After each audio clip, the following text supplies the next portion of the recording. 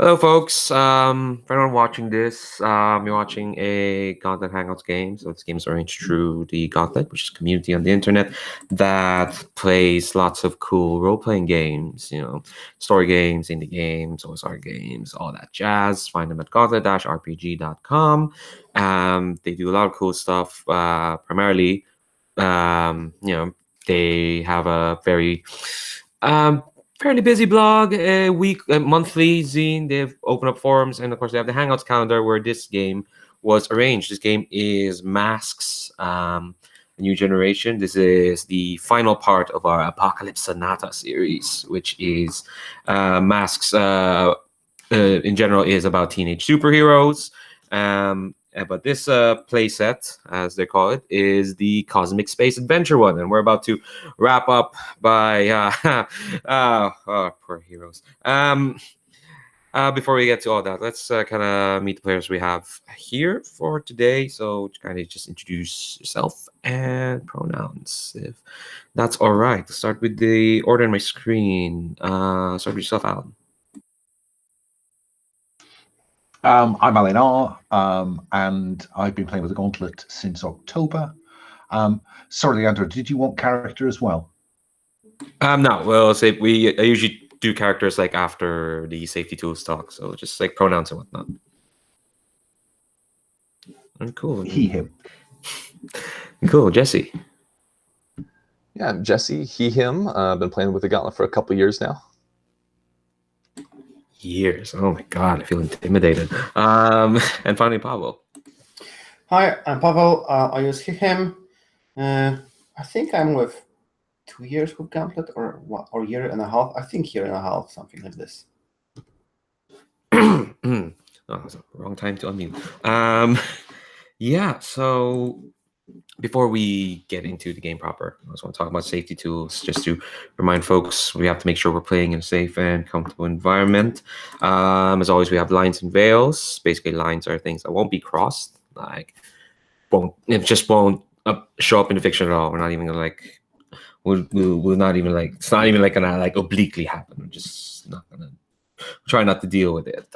Veils are things that can happen in a fiction, but we're not going to concentrate on it. It can happen off screen, like throwing a veil over it. So it happened, but we'll acknowledge it happened, but we're not going to concentrate on it. We also use the X card, which is basically, if for a reason we do stumble the scene that makes anyone uncomfortable for any reason, they can say they want to X card that, in which case I might ask some questions. So what's being X carded? So you want to either do that, or you do the symbol on screen or on the chat, or on the roll for a party, where there's a button there. If that happens, I might ask specifically what's being X carded, but no one gets to question why. If it happens, it happens. We'll roll back and start over. And finally, there is an open door policy here on this game, which basically, for whatever reason, folks need to step away from the game, whether for a short break or 5 minutes, or they just need to step away overall, whether it's an emergency or you're just more tired than you thought. That's always open at any time. So, all right. So, this is the finale of our Apocalypse Sonata series, where our brave heroes have been off on a cosmic adventure trying to find pieces of the aforementioned Sonata, which is being sought by the Dread Lord Ominus to basically use the Sonata to control the multiverse. It's a nice, lovely old school fetch quest for our heroes. So far, they've been fairly successful, but let's kind of meet our heroes first. Let's go by the order of character keeper. Obviously, for one of y'all, I'm gonna ask, introduce your character, like what's their dealio, and cool thing they did in the previous session, which I know it won't apply to one of our players, but just so a reminder of what they've been doing. So we'll start with our character keeper. So Pavel, tell us about our outsider. I'm playing Kashdelix. They go by hero name of Solara. They are outsider. They came from this cold planet Xanov, that's currently under siege by the Ominus. They are kind of really enjoying staying with humans because they have this passion. Their lifespan, the human lifespan, is so short, compared to Xanovians that they really enjoy watching how humans behave and act so passionately. They own a spaceship called Space Cruiser Trident that they are traveling on, and aesthetically they are looking sort of like an Asari from Mass Effect. For a human standards, they would probably be because they're female, but their species doesn't really have a gender. And they're superpowered because hopefully we'll be using some. Is heliokinesis, which is controlling the power of the sun, and also telepathy and mind blast. So that's Solara. All right. We'll talk more about the aforementioned siege in a minute. But Jesse, tell us about our Nova then. Sure, yeah. So I'm playing Joseph, aka Graviton, the Nova, who has gravity-based powers, gravity manipulation. And I guess kind of the concept that I had for him was that, you know, what if a superhero had their powers since they were very young and there really was no separation between who they are as a human being and their powers and everything. So, I mean, this is someone who disdains using his name, you know, the name Graviton. He prefers Joseph. It's someone who thinks it's silly to wear a costume because his powers are just part of him. So yeah, just kind of a small kind of gangly kid who wears, you know, baggy clothing, a hoodie always over his head, and gravity manipulation, which packs quite a punch. Cool. And finally, our transformed. Alan, tell us about him. I'm playing Freak.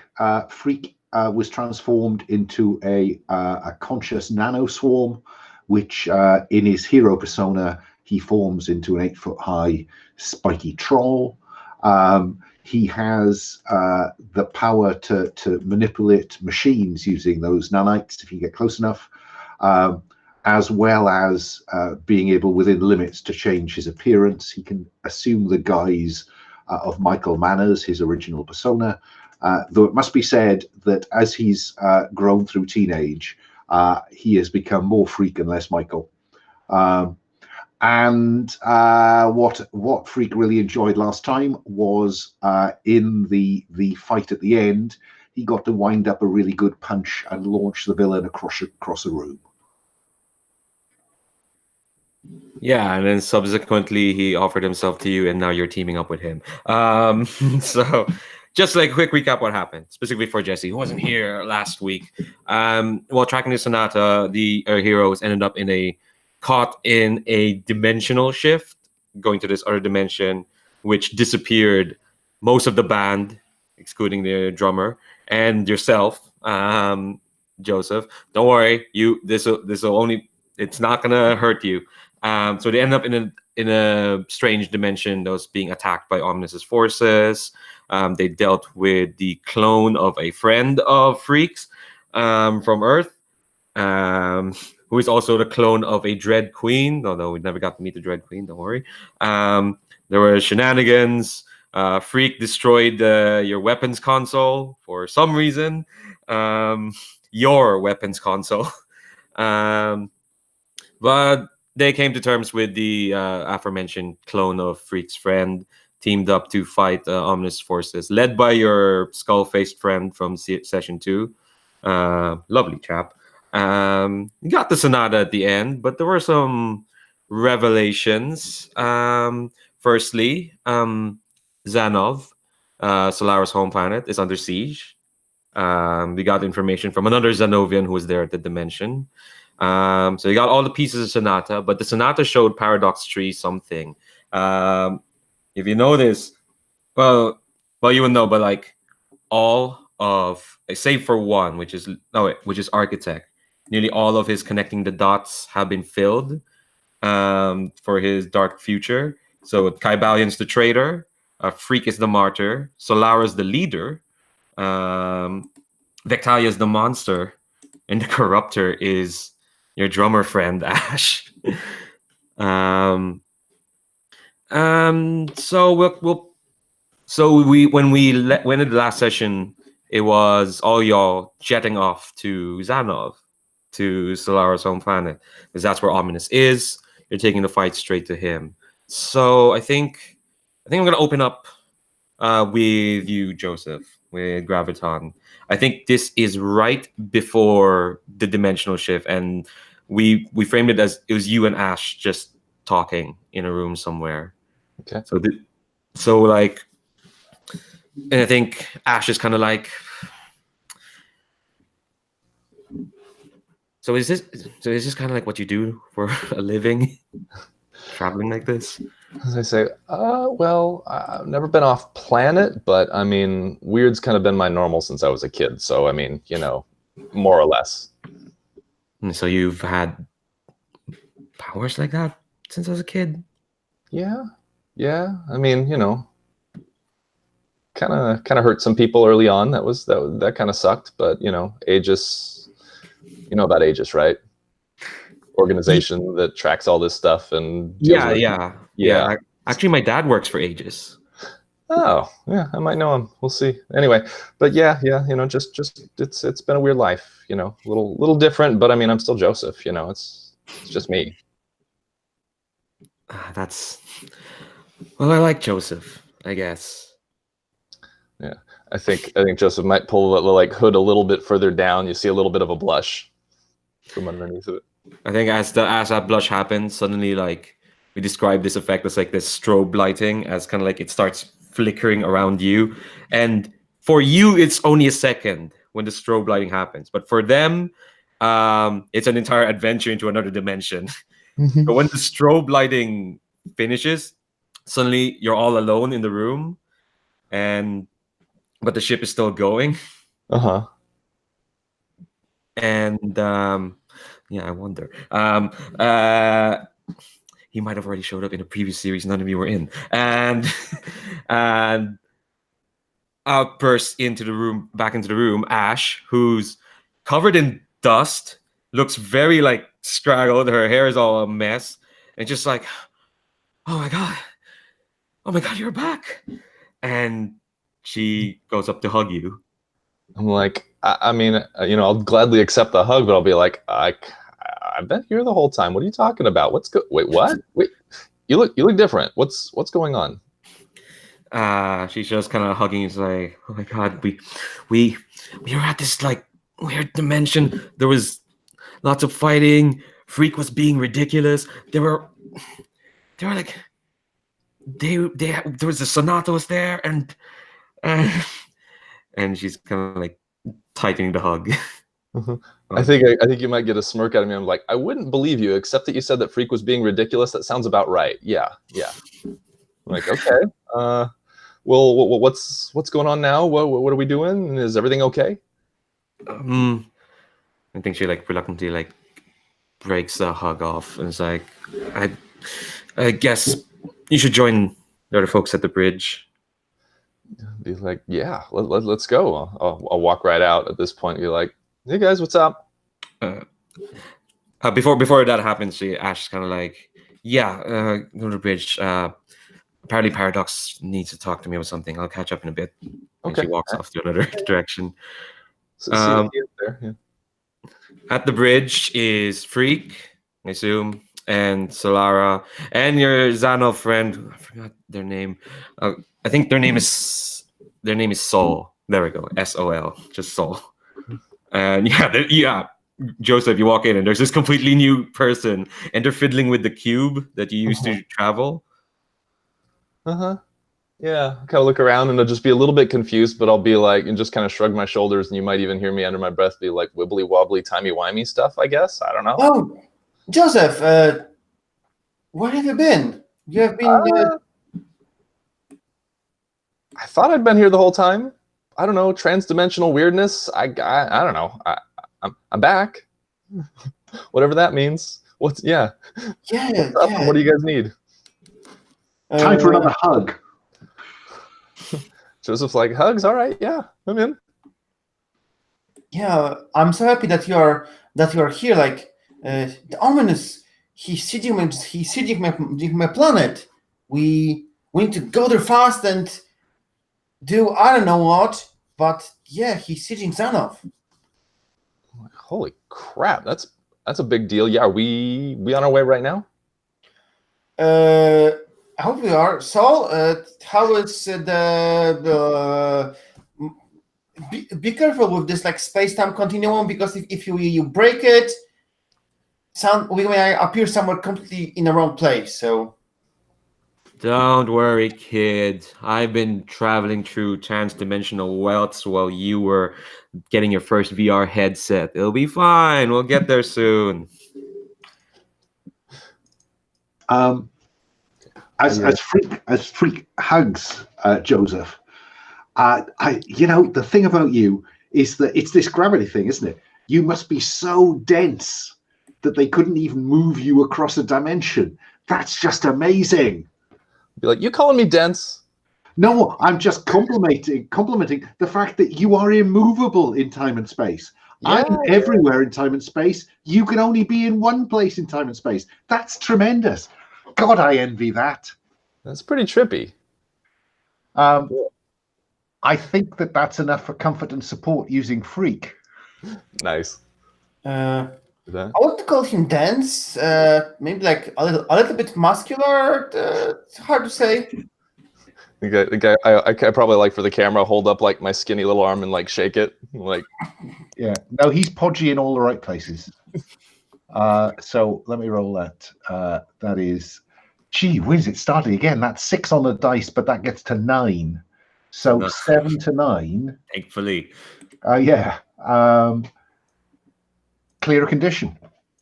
all right, cool. I'll clear angry. Yeah, it's nice to feel understood, and that we're both kind of got this, both very, very different, but seeing eye to eye from the opposite ends of the spectrum there. I like that. Yeah.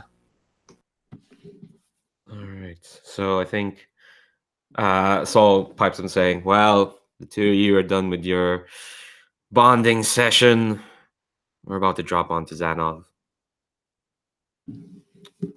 I think I'll go. I wanted to go right up to Solara. It's kind of funny. I was actually just about to go try and do some comfort support there, and I think I will now that I've marked off angry, because angry would have hampered me at it. But I think I'll go right up to Solara and put my hand on a shoulder if you're cool with that, and just be like, hey, I don't know what's going on here, but this is your home planet. We're gonna do everything we can. Okay, this is gonna be okay.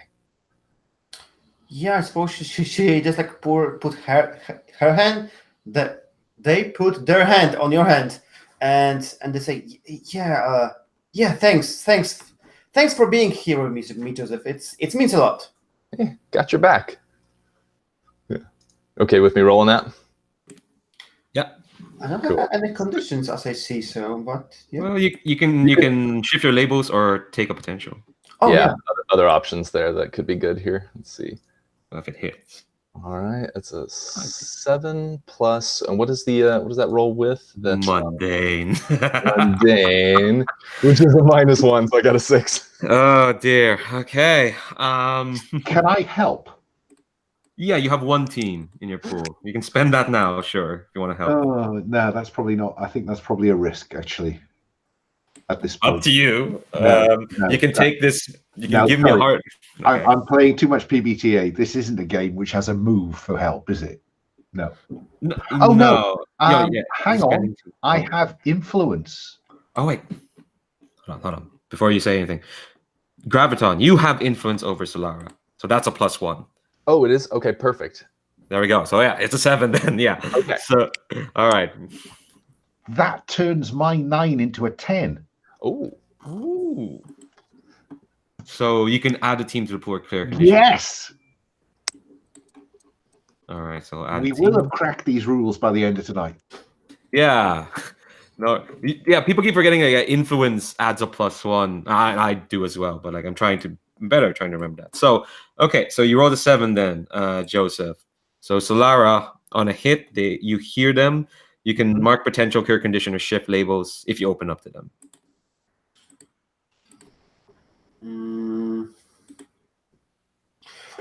I think I kind of I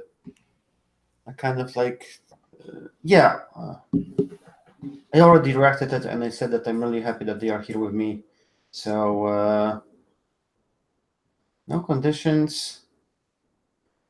I think I will maybe buy some move. So I will take a potential and see what it does. Nice. All right. So again, speaking of all hell breaking loose, you're kind of like in hyperspace, and slowly you can see in the bridge hyperspace is clearing out until you're going to actual space, and there's this. Solara, what does Xanov look like from space? I think Xanov looks like a very blue planet. There are a lot of oceans. I actually think it looks like completely artificial. Artificial. It's like half is blue because it's completely covered by ocean, and the other half is green because it's completely covered by the forest. Because they like got into the level that they could like reshape the planet and then just like use some fast transport. So it looks like this green on top, blue on the bottom, and we see this as there's like a very heavy a lot of things, at least they used to be on the orbit, like orbital stations, food farming, all the production facilities were on the orbit. But I suppose that now, like most of them are like turning to ash or have fallen down. Maybe we see, I don't know, some big cracks. It depends how far the siege is advanced. But it used to be nice. Yeah. I think, yeah, you see the cracks, like even just on the surface. The big thing you'll notice, though, is that there are these giant chains embedded on the planet's surface. And the chains are attached. What you see is this giant ship. Not as big as a planet, obviously, but it's this big, just shard of metal and earth, and it's like it's like when you break off a plank of wood and it just sharps all over. It's not ergonomic. It looks like it's meant to pierce the planet, and you can see the ship moving kind of closer and closer, directed by these chains towards your planet. And yeah, yeah, I think we see like Solara. They stand up. They just like point and no, look what he's doing. Like he's like destroying the forest. I love this little park. There were so many like these fluffy birds with huge tails. Yeah. I don't think you have dragons on there, but we have like a really cool dragons over there. Like, he's like destroying everything. We have to stop him. anyone responding to that? Dragons. Freak looks at the view screen and assesses the situation. There we go. That's what Paradox would have done. You don't know that he's not here yet. All you know is on the bridge. He's certainly not on the bridge. Okay, fair enough. And as we established last time, I rather envy Paradox, so I'm learning. Oh, superior. Yeah, okay, so that's -1. 8, 7. Get in. Ask 1. What here can I use to save the planet? Or is that a bit too big? No. If anything, it's a bit obvious. But you'll get a +1 acting on the answers. So there we go.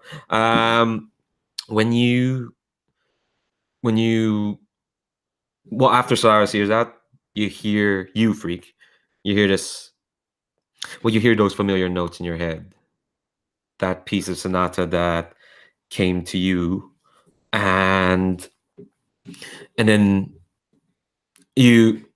I think Ash kind of like bursts into the room, holding kind of like the 2 recorders Paradox has, and it's like, Paradox just Wait, can you hear that? And it's like suddenly the other 2 of you in the bridge can hear like this slow, mournful procession, kind of like going as it's like filling the bridge, because you have like 4 pieces of the sonata, and I think the answer is obvious to you, Freak. You have more pieces of sonata than Ominus has. Like, you need to use that. So if we could obtain from that, am I concluding if we can obtain the bit of the sonata that Ominus still has, then that's the way to do it. There's no way to attack the chains. There's no physical approach to this other than to confront Ominus and take his piece of the sonata. Is that where I'm at? Yeah, I think you can conclude like the best way to do this is to go straight for the head, which is Ominus. If you think that's a smart, I don't know if that's a smart direction to go to, but that absolutely speaks to Freak. of course it does. We need to get to that ship, confront the bad guy, and crush him. I think, as you say, did you say that out loud? Absolutely. Oh my god. Saul looked at you and was like, I didn't sign up for this. And then a communique comes through your ship, and you hear like a voice you last heard back on Earth, and it's, I knew I could trust the 4 of you in finding the pieces of Sonata.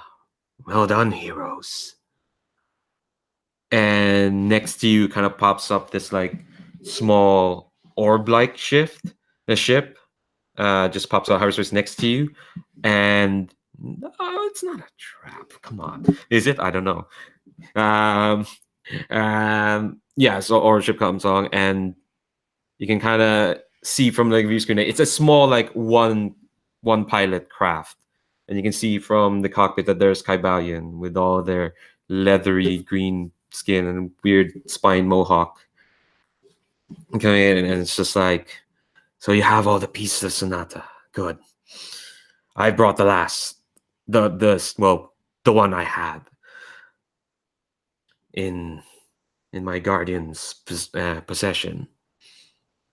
Oh, you! Yeah, you spoke to us on Earth. So how do we use all the pieces that we have? I don't think we have the last one. How do we use them to stop him?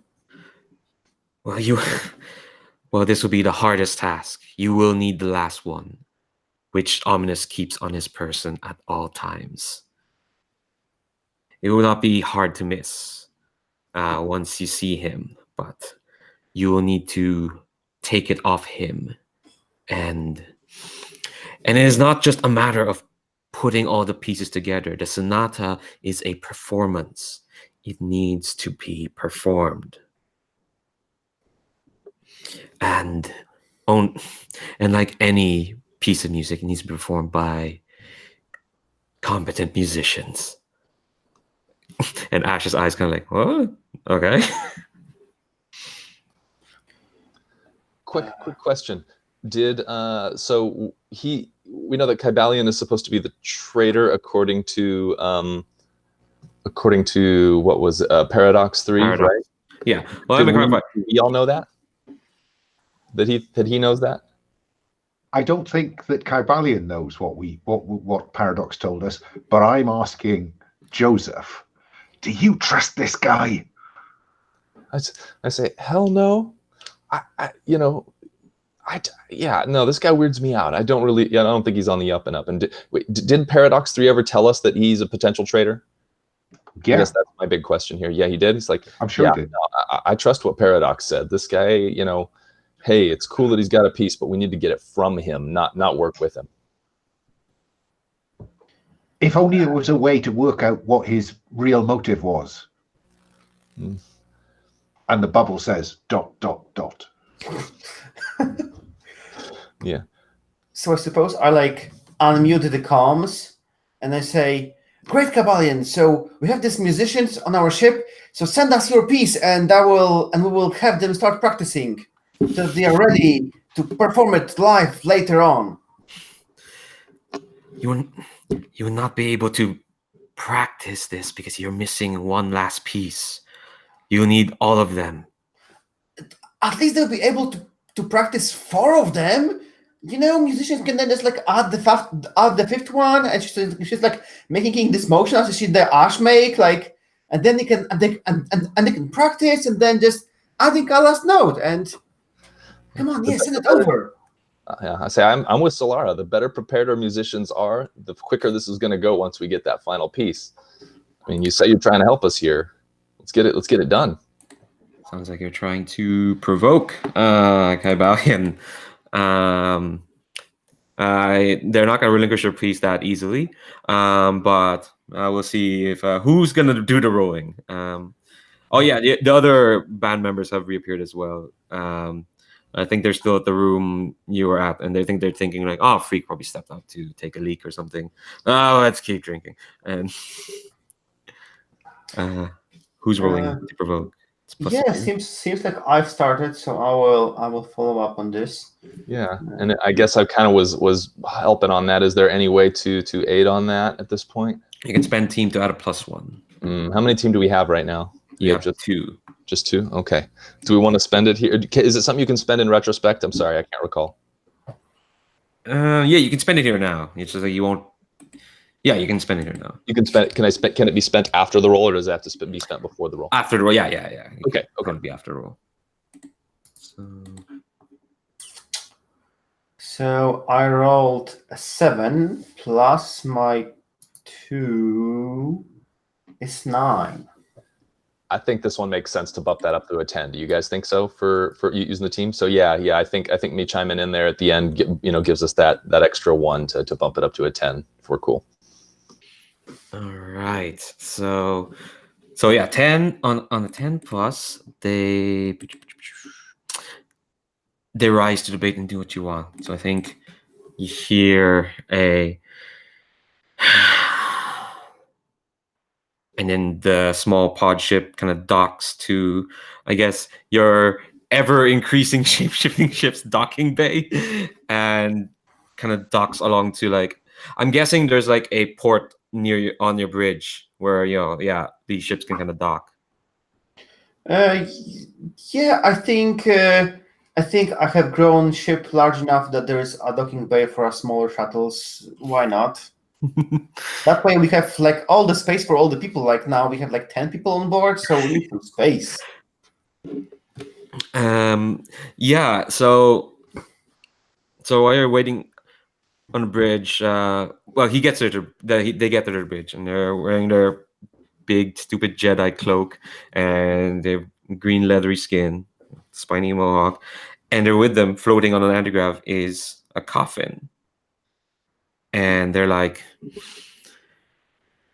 ordinarily, I'd be loath to part with this. I've spent much of my time protecting my guardian's remains. But this is for the faith of the universe. And so what needs to be done must be done. And they press and they look at, I think they look at whoever's the musician, which I guess is Ash, who kind of like has sidled up to Joseph at this point. Oh, okay, yeah, okay, fine, Freak. Yes, you played drums that one time. Okay, all right. Okay, I think Kaiban says, take note, wielders of the Sonata. Commit this to memory. And they press a button, and you can hear this woman's voice singing, just a long sustained couple of notes, and kind of fills the room, and I think connects with everyone because you all kind of heard like the pieces of Sonata you had, and you hear this one connecting to the ones you have as well. And I think what Kaban is gonna do is they're gonna leave the corpse here so you can practice these notes. Mm-hmm. While this is going on, I think that Joseph kind of sidles up next to, sorry, I'm getting names wrong here, to Freak, and is like, well, I wasn't expecting him to give that up. Were you? That seemed to go easier than it should have. I can't decide if I trust him more or less now. What do you think? No, I'm still worried about what his actual deal is. Yeah. And this is a risky strategy, but Freak will attempt to pierce his mask. None of us are very mundane, so in for a penny, in for a pound. You're the least mundane somehow. Only by one. It's still, yeah, but that's the lowest you can go as a mundane, in your mundanity. So. Well, if into that space. All right, how's your roll? Obviously not. Okay. So close. That's a 5. All right, mark potential. Let's see. Okay, here's what happens. So pieces of Sonata, they're all connecting, and then you hear a new piece that you didn't expect. It's coming from the ship. You can hear the piece there resonating, and suddenly you can feel the ship being tugged, being like pulled towards the the ship. And so the Xanovian's like, what? We're being pulled towards the wreck. Can anyone? I don't see any tractor beam or anything. I don't see anything being pulled towards us. And Kaban's like, it's the Sonata. It is being called to be assembled. Now the race is on to see who will get to play it. And they so yeah, as your ship's being pulled, you're getting closer and closer to Ominus' ship. And as I mentioned, it is a kind of horrible, melded together like ship. And you can see as well, it's not just like metal and sheets of rust and whatnot. You can see bits of earth, not Earth the planet, but Earth as in ground, bits of like land that it sheared through as it like penetrated to planets, and you can see like he has like fighter jets, fighter jets and ships and whatnot as they're fighting the Xanovian space fleet off there. But the ships are kind of giving you a wide berth, as in it's almost like it's directing you to go towards. It's like they're making an open path between you and Ominus. And I think you see at the top of the highest point in the ship, in the rack, as it's called, you see like an open like throne room, as if like it's just open out to the elements. The stars are above it. There's like there's those gold pillars that's actually holding up nothing in this long rectangular throne room. And on the throne, sitting, is this massive slab of a being. They're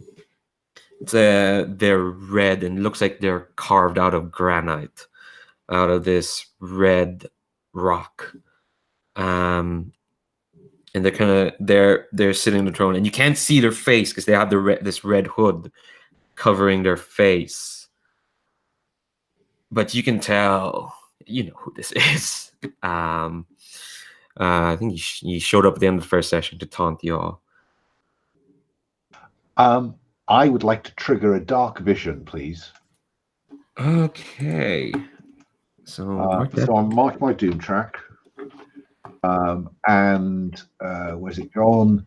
Mark your doom track to have a vision about the situation at hand. After the vision, ask the GM a question. They will answer it honestly. The question I'm answering is, based on this vision, where is Ominus's greatest vulnerability? I think I will say right now, mechanically, Ominus is tough motherfucker. But his greatest vulnerability, I think, this dark vision you see,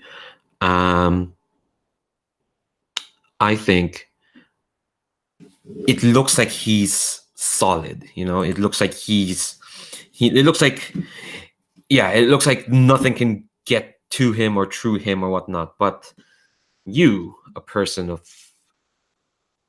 of someone who's quite fluid in terms of, someone who can shape their form, whatnot, that no such thing is completely solid. There's always like, nooks. There's always like little pieces, atoms aren't that solidly placed together. Not even Ominus, who for all his might is still a man of matter. And I think what you see is your hand plunging into like his chest as kind of like your body is trying to like flood him. Well, that's what you see, your hand. You don't see what you're doing, well, how you look. In fact, actually, what it looks like is you're plunging into his chest, and he's taller than you by a good 4 feet. But it looks like he's not even reacting to pain. He's just looking at you. You can't see anything in his hood, but you can tell that his gaze is upon you, as if like, come on, you think this is gonna work? Go on, do it. No, that's fine. That's all I wanted. Yeah. So I think your ship is being dragged towards the throne room, and I think you can see in the diagnostics there's like an air bubble over the throne room, and your ship kind of like slowly pierces through the air bubble, and it's kind of like set down, and you kind of see Ominous's head almost like nodding as if he is setting your ship down. There is a good like 15 feet between you and him anyway. It's a big throne room. It's like gold pillars and whatnot. Before we have any kind of confrontation or anything here, I think Joseph would start to power up at this point, start to charge up, if I could do that real fast. Yeah, go ahead. Yeah. What does that look like? So this just looks like, I think we've talked about it before, where like it happened in the first episode at least, that where he's standing there, he's got his hoodie kind of down, he probably pulls it down a little bit farther, and you like get the camera pans down to his feet, and you see his feet just kind of lift off the ground, maybe like an inch, half an inch, something like that, and you start to see kind of like wave, like a air that gets superheated out in the desert, it gets that kind of wavy, distorted look. You kind of see that around his body, and kind of a slight purple glow from inside of his hood, and he's basically just floating there about an inch off the ground. So let's see. I have to roll for this though. Yes. Let's see what happens. All right. Ooh, and I just got rid of my conditions. Oops. It's okay. Oh, except I rolled a 4. So on a potential. Yep. And then on a miss, I still hold 2 burn, but I have to mark 3 conditions. All right. Yeah. Which ones? How are you feeling, Joseph? Let's see. I am gonna go with angry, because this is the asshole that we've been trying to track down for a long time. I'm going with afraid because he's incredibly intimidating, and probably insecure. I'm just not and not 100% sure how much of a difference I'm going to be able to make here, even though I'm going to do what I can. All right. I think as your ship's kind of set down, you hear this voice boom towards you, or not boom, but like it's you hear this voice as if almost like he's in the room with you, and he says, "Have you come to deliver to me my Sonata?"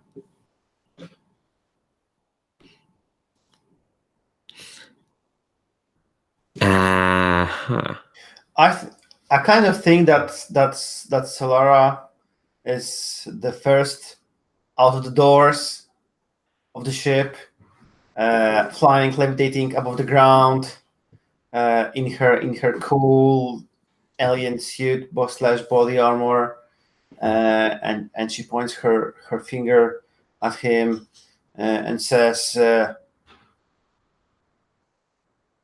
"We are here to take your piece. And if you are not giving it up freely, we will take it by force and then send you flying. You can retreat now and just leave my planet alone. That's the last warning. Oh, gee, what? What? You're trying to provoke him?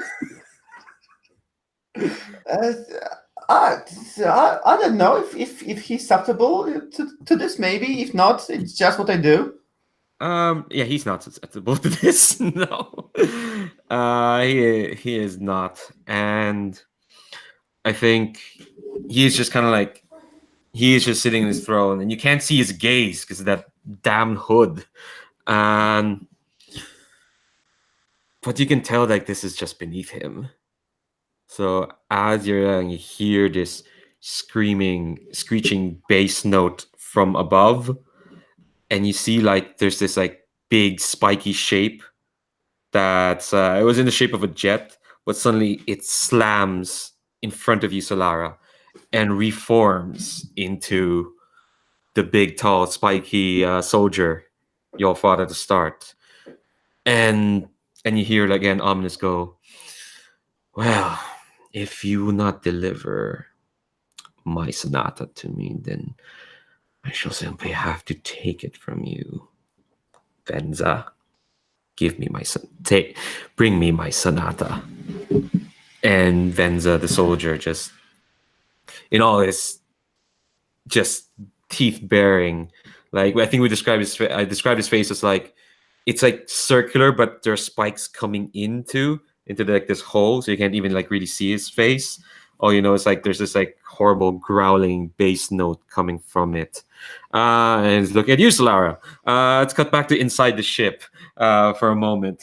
Everyone out there, I think Ash just kind of looks at the rest of you and like, do you think we still need to practice?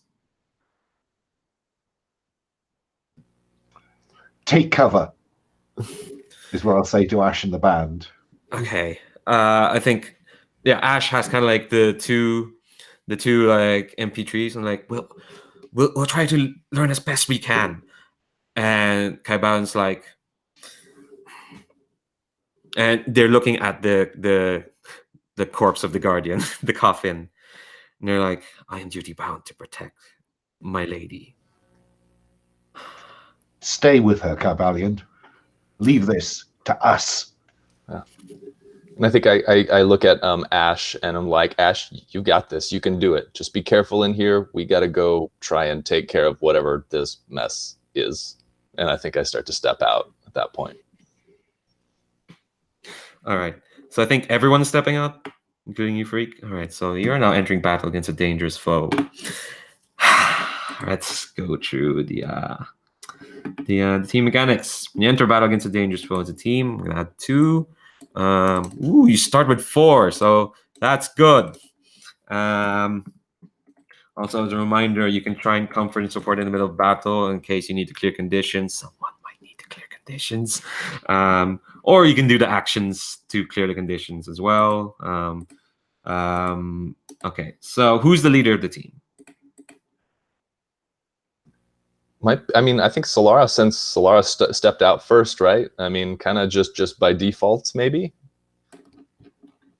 I'm inclined to say on this occasion it might be Freak, you know, because he had his dark vision. He's told you the way to do this is to take out Ominus. And he, I think, oh no, that's not true. Solara, no, it could be Solara. No, go for it, Solara. I think it's fictionally much more interesting if you lead the battle to save your planet. Okay. Okay, so if the leader has influence over a teammate, we add another team. Solara does. I have on everyone. Including the band. Including the band, yes. Apparently.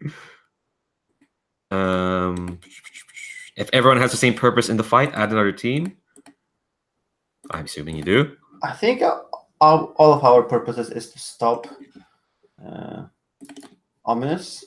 So, yeah. All right. If any team member mistrusts the leader or the team, or I remove a team. No. Everyone's been very tight knit. There's not really much. There's not been much change. Everyone's in it to win it, which is good. The superhero, not some Monster Hearts. Yeah, yeah.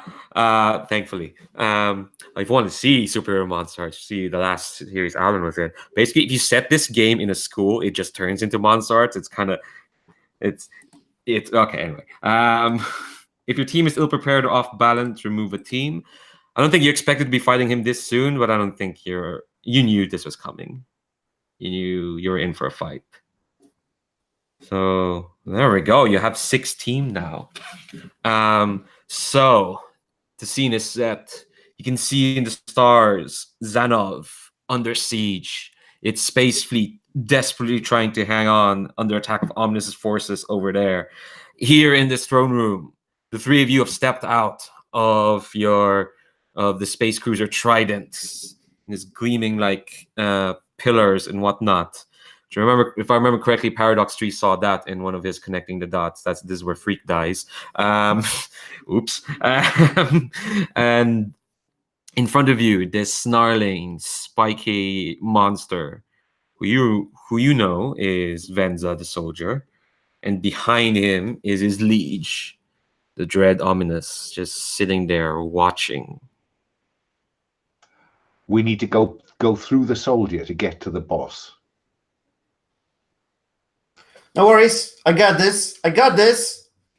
Oh no. And Solara takes out this like really cool, also like water gun and pumps it. And we see but we see that instead of like water in the water tank, there was like some greenish liquid with some bubbles on it. And she pumps it a couple of times and she says, "Come here and see what Earthlings came up with." And I think I'm going to use my new move, Alien Tech, when you alter human device with alien technology. Roll to Freak. Okay. Even though that's my weakest stat, but yeah, let's see. Freak -1. That will be interesting. Let's go. It's a 5.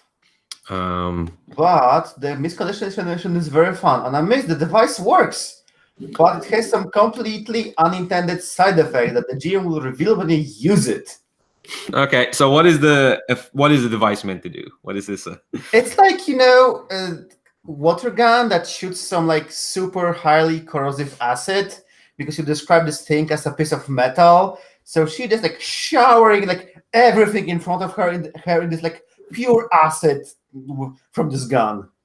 Okay, so what's gonna happen is you hit Venza with this acid, and it's like and it's like they're splitting in the middle, as they're cut in half. They're staggering too, but you see the acid being sucked into him as these 2 pieces start forming another pair of hands, another legs.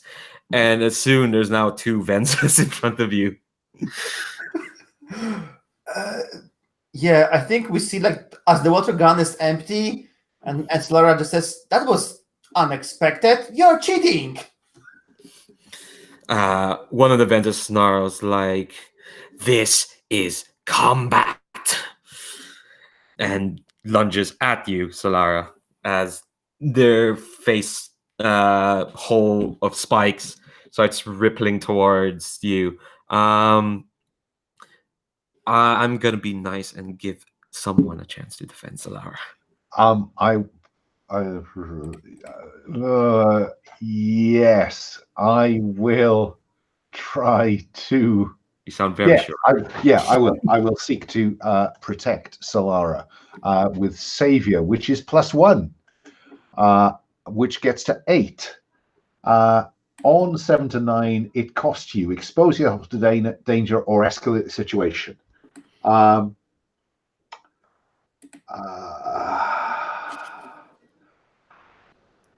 going to add a team to the pool. Okay. So Solara is kept safe, but I expose myself to danger. Okay. All right. So what I do Yeah, is what do you I flick my arm out into a sheet of material that that provides a barrier between Solara and Venza, giving Solara a chance to duck out of the way or levitate up or whatever she wants to do. Ooh, okay. So you got this barrier, and yeah, it gets between Solara and Venza. But you remember the last time you went near Venza? So their teeth, their mouth hole, their face hole, slams into the barrier and starts sucking you in.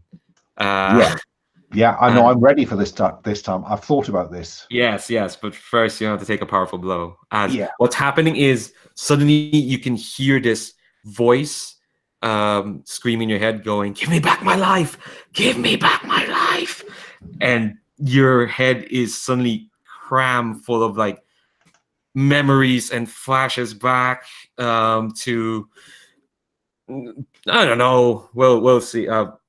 This is like flashing back to all the stuff you did. There's Let's see what callback can we do. There's Hardsuit taking off her helmet, showing you her face. There's the Tanji getting close to you as you sacrifice yourself for them.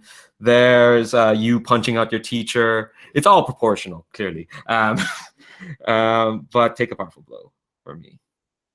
Okay, so I roll because I am not my body. I roll two rolls if you had two fewer conditions. So I take -2 off this, which gets down to 3. And you want to roll low for that. So mark potential, and on a miss, tell me how you stand strong, and say how you weather the blow. Well, as this tirade comes at me, what I do is I channel the vision, because I think we decided that in the moments before the explosion that killed my mother and changed me, Paradox appeared just before my mother's lab blew up. And I suddenly have a lucid flashback to that moment. And Paradox is saying to me, which may have happened after this in his time, don't worry, you can handle this. I envy you now.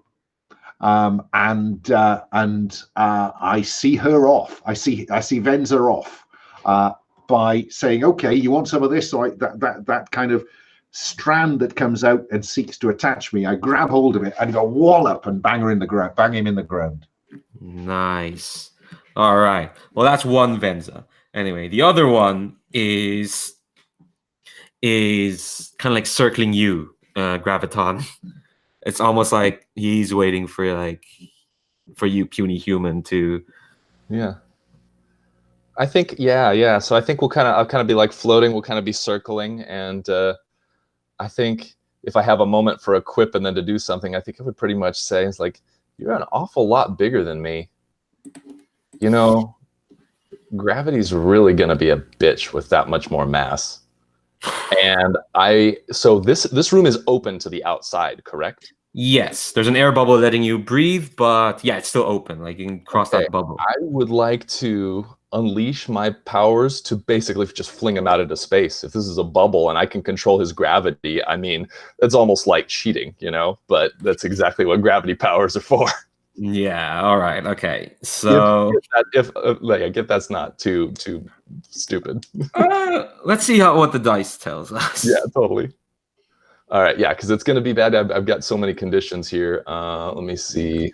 Unleash plus freak is unleashes with freak. And what is the? I'm just looking to see which condition messes with unleash. Hopeless. Ooh, I don't have that. Okay, that's one of the few conditions I don't have right now. So and my freak is +2. So let's see what happens. I just rolled double ones, so that's a total of 4. Oh, mark potential. Oh, can we? How much team can we spend on any one roll? You can only spend one each Okay. per player character, so it's not gonna help. I'm sorry. So you try to do this, and you hear just like this bass chuckle. It's like, I am the foremost soldier in Ominus's army. Do you think your parlor tricks would affect me? As he gets near to you, and they're kind of looking at you. It's like, I remember you, Joseph. I remember you, and your sad little life, and the injuries you've done, the how your life's been shackled down by gravity. Well, let me relieve you of that gravity.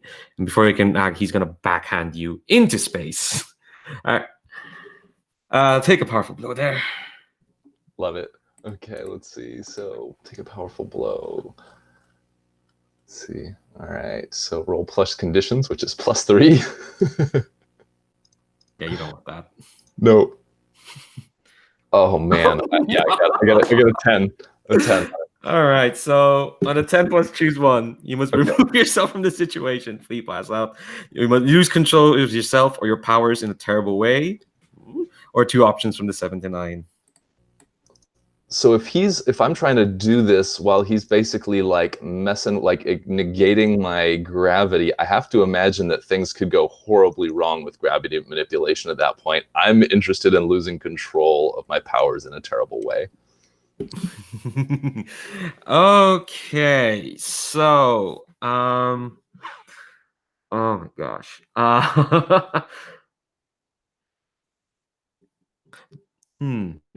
I have an idea, but I want to hear if you have an idea first. What does Graviton, because you know Graviton, you know his powers. What does how would you lose it? Oh my gosh.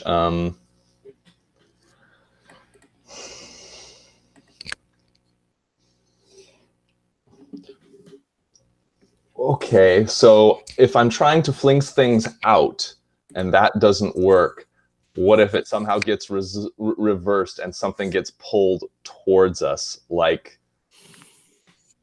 there's the ship out there, there's other stuff. What if that gets pulled towards the bubble that we're basically exposed in space here? Ooh, yeah. So like, I don't know. So when you're flung out, you maybe like you in instinct try to cling in, but like, make yourself like super more denser and dragging yourself back to Earth, so to speak. But I think, let's see, trying to think what's Pull out something there. with me. I don't know. Okay. Solara, what's like what kind of ships does the Xanovian space fleet have? And don't say something small that no one will notice when it crashes near you. I think there are all kinds of ships. Like, there are definitely some. A lot of them have probably been turned into the bridge, but I think whatever you can think of, maybe like lifting some transporters, some warships. Maybe there are even some like ships to collect resources from space, like mining ships. I think there are all kinds. Like maybe some of the transport ships that are like escaping with some refugees, or just like trying to escape gets pulled in. Hard to say. Oh, okay. Okay. Well, let me refine the question. What ship does your mother pilot? Oh, yeah.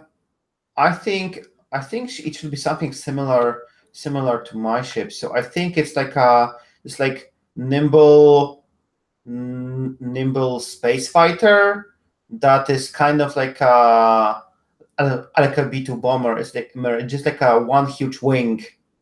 It looks like a giant. It looks like a giant wing. Ooh. Well, say hello to this giant wing as yeah, you can stay in the bubble, Graviton, but then you see the shadow looming behind you as this giant wing just kind of like goes into the bubble, and we're gonna take a break there because we're halfway through time. Let's just say 10 minutes. Back at 36 past the hour, if that's okay. Okay. Cool. BRB.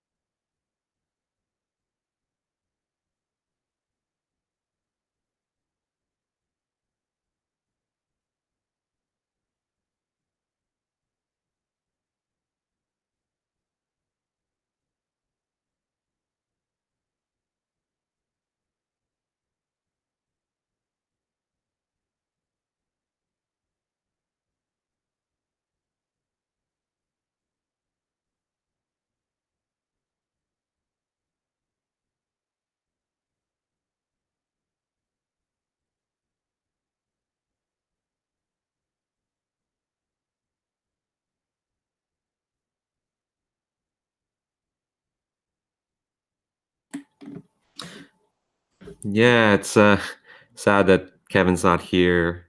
Take advantage of this big ass fight. And I'll even unlock this moment of truth for today. It's a shame. Just saying, somebody can do that as well. And the moment of truth basically gives you narrative control. That's what it does. Yeah, I think. Yeah, I'd count that as clearing insecure. Yeah, taking foolish action. I mean, yeah.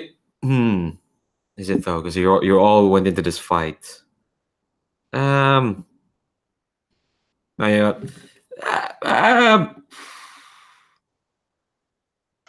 My tongue was partly in my cheek because Freak has taken a lot of foolish action over the years, you know, in order to clear insecure. It was his go-to move before he discovered angry. God damn it. Yeah, I don't think this is like you were fighting, soldier, and I don't think that's foolish enough. That's fine. So okay, so this giant wing, which Lara you recognize immediately, kind of like crashes into the throne room between all of you and Ominus as well. It just crashes through. It's like the ship is blocking your view now. Solara, Not of Soldier Venza. No. The two of them is still there. Solara, so you see, Freak is kind of handling the Venza that tried to attack you, and the other Venza is kind of laughing at Graviton at this moment. Solara, what do you do? Yeah, I think we see Solara. They are acrobatically avoiding the first Venza or second Venza strikes, and as soon as the ship crashes, they are like secured and they are like completely shocked, and they just like look at this and says, "Mom," and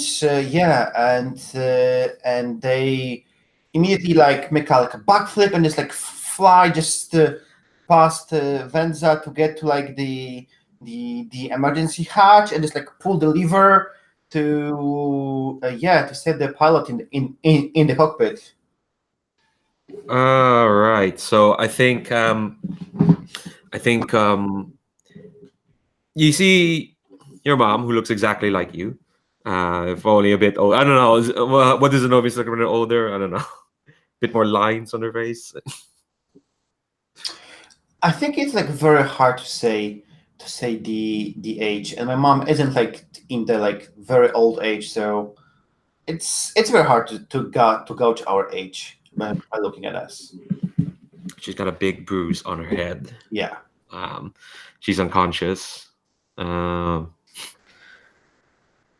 And I think the cockpit of the ship is facing at Ominus, and you can hear him go, "This is tedious. Vectalia, take care of these rats." And you hear a very familiar voice next to you going, "Hello there, rats." And right behind you is that skull-faced jackass, which because I forgot, we didn't mention this in the recap, Jesse. This guy who you met at the music festival, he showed up in the third session again, and basically was threatening to turn that dimension into fuel for Ominus.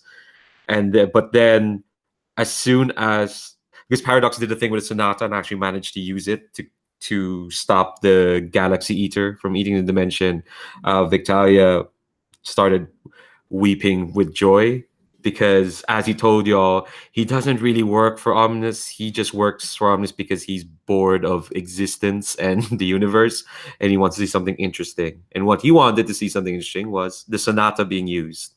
And so he kind of offered to be like, "Be your inside guy, just let me go, Yeah, Freak can punch me, sure, but I'm useful over here." Yeah, I think we see Solara just like jump at him, and we like began rolling on the floor, like between the plane and the Ominous, and it's like theatrical performance, like the fake fight, and we're like rolling, but the rolling is like more like a convenience to like talk, and Solara goes, "Where is the last piece? Where is it? I'm like, no, you will not get me. Where's the last piece? Where's the last piece? Where can I find it? And it's like a kind of theatrical fight, but yeah. Yeah, I think he's kind of like I think he's very obviously to a point where like you almost think he's trying to give you away. He's like, no, I surrender, I surrender. But you can tell he acts like that. So I think he kind of takes one of your punches and like, and it's like a ring on his left hand. And it's like, oh, watch out for this punch, and hits you in the chin, and then it's kind of like, follow my lead, as he's holding your hand. I'm just like, oh, come on, Xanovian, we've done this dance before. You're not really a punching machine so much as just a detect what I do and then freak out about it for your friends to punch me sort of machine. What makes you think you can take me on one by one? Yeah. I think like Solara, they just like deflate and just like lay on the floor, allowing themselves to be like pulled and just like, no, don't take me to Ominus. I can still fight. I'm not yet out. No, don't take me to him.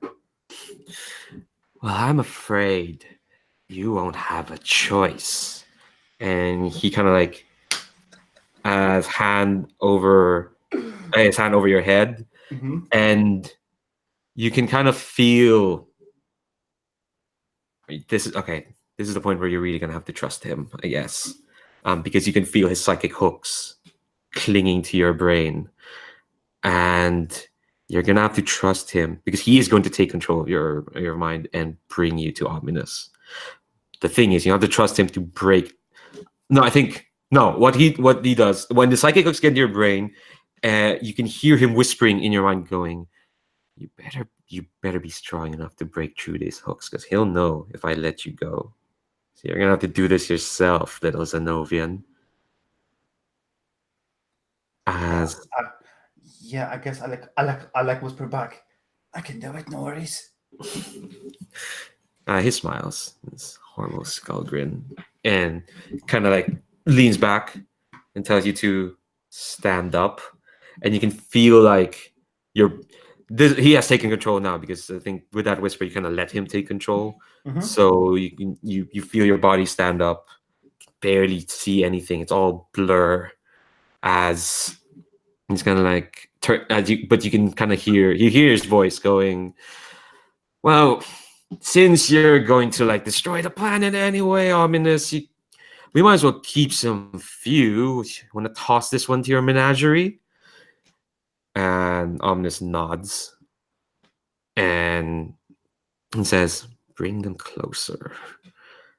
As you can feel like your body being forced to like move towards Ominous.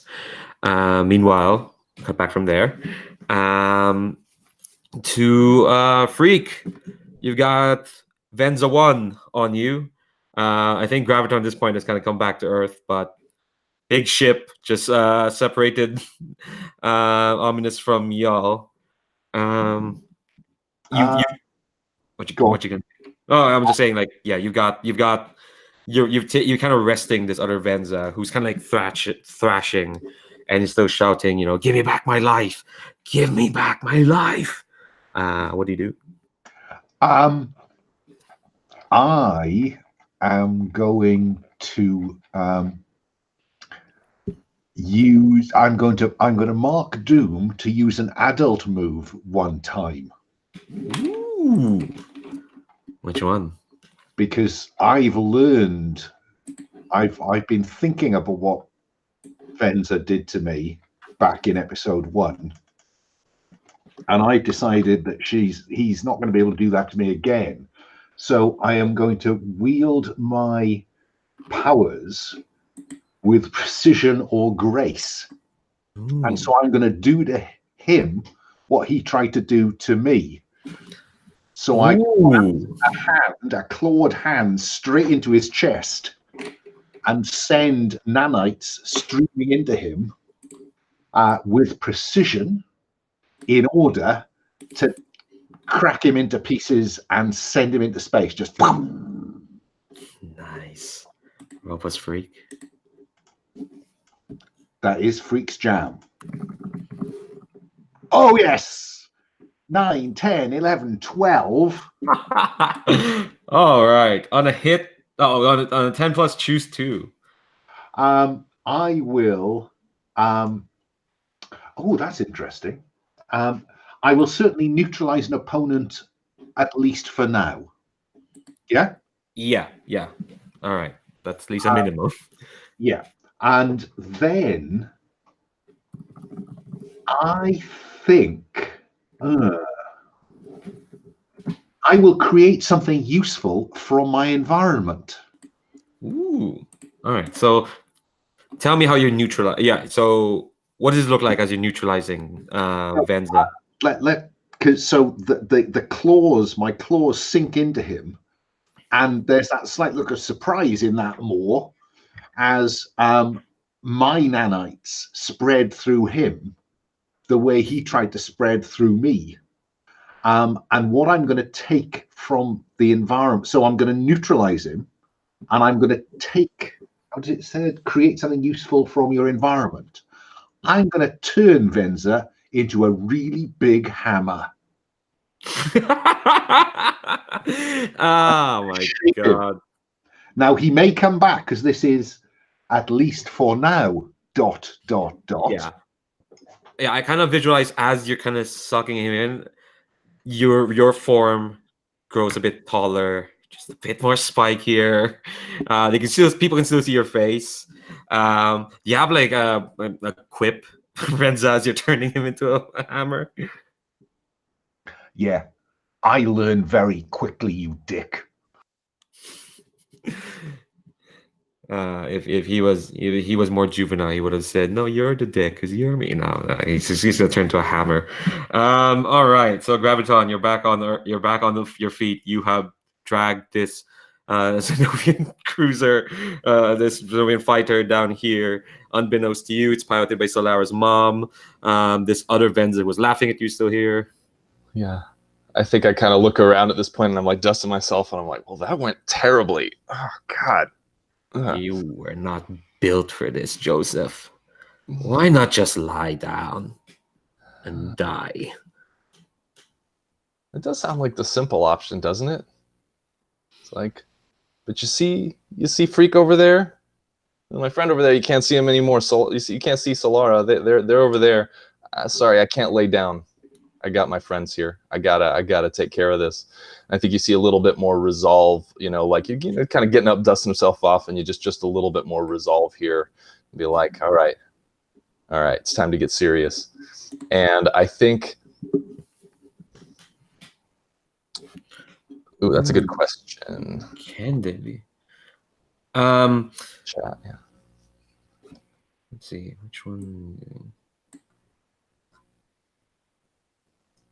I'm not sure. Actually, I will look that up in a moment. But Joseph, keep describing what you're doing as I look that up. Yeah. So I think Joseph was watching this happen, and watching what Freak did, and just kind of realizing, oh yeah, these guys aren't solid, are they? Like there's like, and so I think this is going to be a moment of let's see, what's the name of the move? It's directly engage a threat, maybe, or unleash your powers. I don't know. You have to tell me. But like, here's my goal: I'm watching this happen, watching Freak change the shape of this, and I'm like, wait a minute, there's empty space in there, way more than in most beings. And I think you see a hand reach out, and start to kind of glow that wavery purple. And I'm actually trying to increase my goal is to use gravity to basically increase the gravity within the being itself, within Venza, to kind of like compact, like basically take away its ability to move, to shapeshift, to everything, just kind of like compact it down into something that is like just held together by really intense gravity. Can our eyes meet across this crowded battlefield? What was that? I'm sorry. Can I see this? Can I see what Joseph is doing, and can he see me? Yeah. Because I have influence over Joseph, and I think that when someone with influence over you tells you who you are and how the world works, accept what they say, or if they accept, the GM will adjust their labels accordingly. So at the minute, I'm saying, Joe, remember Aegis Camp. Focus. And I'm thinking mundane up and either danger or mundane down and either freak or danger up. Yeah. But that rather depends on whether this is unleash your powers or engage. You're directly engaging. You're directly attacking him. So then I would like, if Joseph accepts that influence, I would like to see mundane down and danger up. I would absolutely accept that. And you see a bit of like, just kind of a in my head, like, okay, you said danger up. I'm sorry. Yeah, danger up. Okay, danger up. Yeah, Joseph, you could just see like his face kind of hardening a bit, and it's just like, just like camp. And you might even see a bit of a smile start to quirk the side. And so, yes, I'm going to try to compact him down into something small. I see a potential direction this could go that I'm very excited about if this works out. Well, roll to see if it works out. Yes, if it does, cool. If not, we'll figure it out. All right. So this is this directly engage or unleash then? This is directly engage. Okay. This is absolutely directly engage. All right. So re-rolling.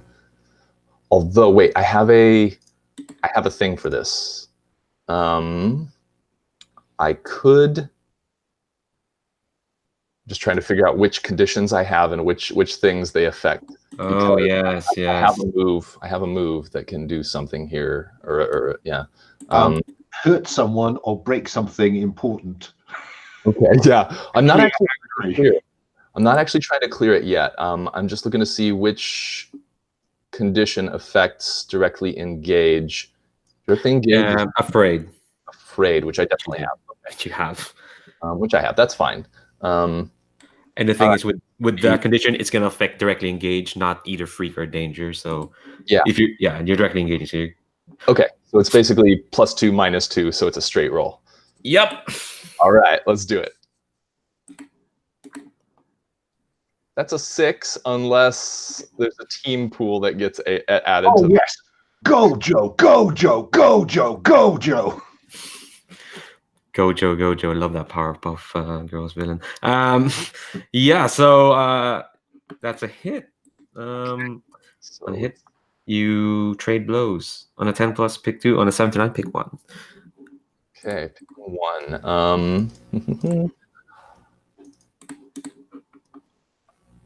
All right.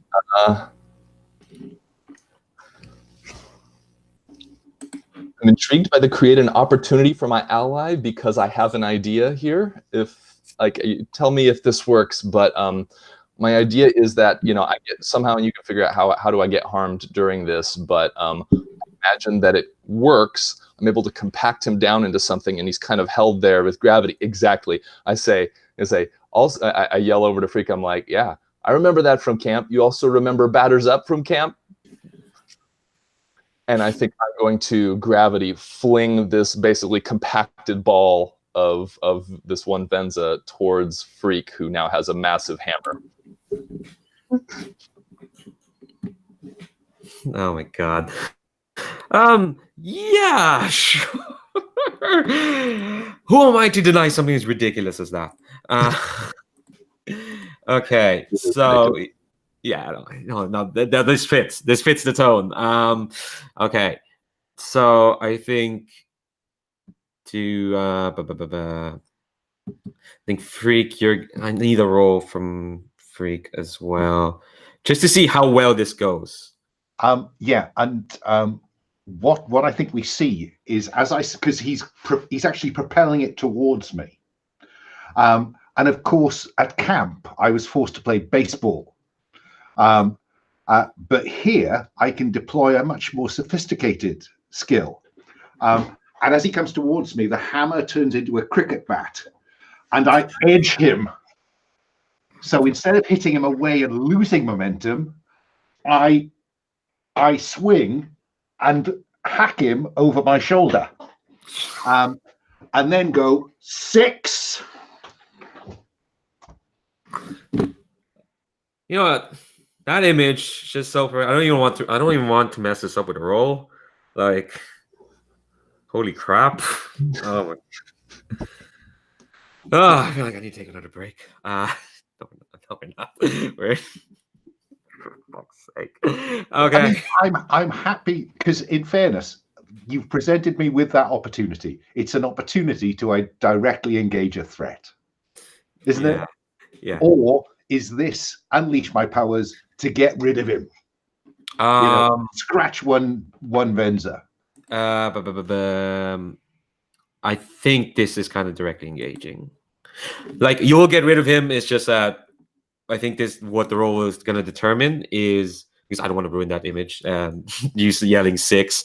But the role is going to determine how well it goes. So this is plus danger, +2. Yeah, your danger's grand. Oh no! Wow. Great eyes. Mark potential. Oh, you got to advance. You've been keeping track of what advances you have, actually. I have. And I know what I'm going to do with it. I will unlock my moment of truth. Ah, right. Save that for later. But if you are content, I will describe what goes wrong. Well, the thing is, I kind of want to save it because once you yell, unless this happens after you yell 6, because I want to keep that. That happened. Oh my God, that totally happened. But I think I'll keep that I'll keep the consequence. What I have in mind is that I edge him. I whack him over my shoulder, but he hits the space fighter and bounces back and. Okay. So yeah, after your 6. Freak is just relaxing, and he turns and bang. I think we see Joseph probably just shaking his head, like, you had to turn this into cricket, didn't you? Like, so is that take a powerful blow? No. I have a different consequence. I love that image, but I have a different kind of consequence for you. That's not powerful enough. It's fine. All right. So Solara, I think. Yeah, I don't think this move will work because you're with a bunch of villains, and what they'll tell you to do, what you should do to fit more, is to kneel to him. So, but yeah, you can feel your body being directed by Victalia towards Ominus. Did you need to take a powerful blow? I don't think so. You rolled a 7. Oh, it was the trade blow thing, right? Yeah. Oh, so they yeah. something on me, I think. Okay. Yeah, I think for that, I think like, just roll it and then we'll see. Okay. Let's see. +3 for my conditions. Yeah. That's an 8. That's an 11. Oh my God. You should. Okay. All right. You can choose. You can flee. You can remove yourself, lose control again, or 2 options from 7 to 9. Right.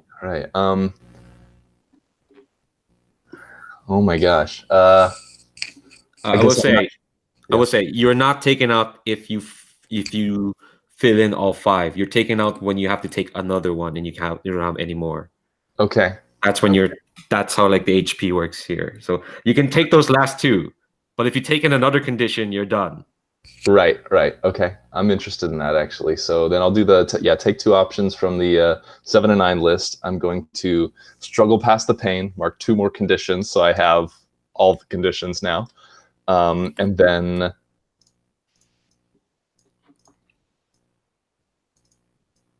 I think I'm going to.